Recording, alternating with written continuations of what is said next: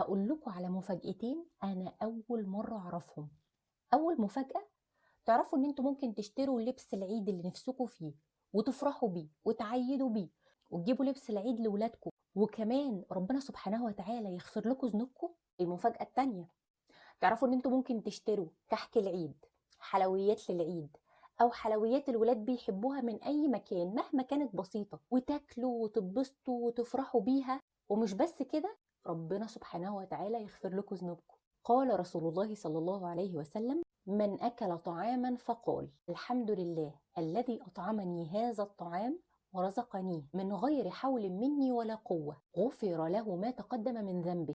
ومن لبس ثوبا فقال الحمد لله الذي كساني هذا ورزقنيه من غير حول مني ولا قوة، غفر له ما تقدم من ذنبه وما تأخر. يعني هتجيبوا لبس العيد بالإمكانيات المناسبة ليكم، حتى لو هتجيبوا للبنات توكة، حاجات بسيطة، المهم تجيبوا لهم حاجة على قد إمكانياتكم وحاجات يفرحوا بيها، فيفرحوا ويتبسطوا ويتغفر لكم ذنبكم، وتاكلوا وتتبسطوا ويتغفر لكم ذنبكم. في موقف شخصي أنا مريت بيه وحابة إن أنا أشاركه معاكم. بعد وفاة ماما وبابا الله يرحمهم، كان على طول بيجيلي إحساس إن أنا حزينة قوي في العيد، مكتئبة، حاسة إن العيد ملوش طعم.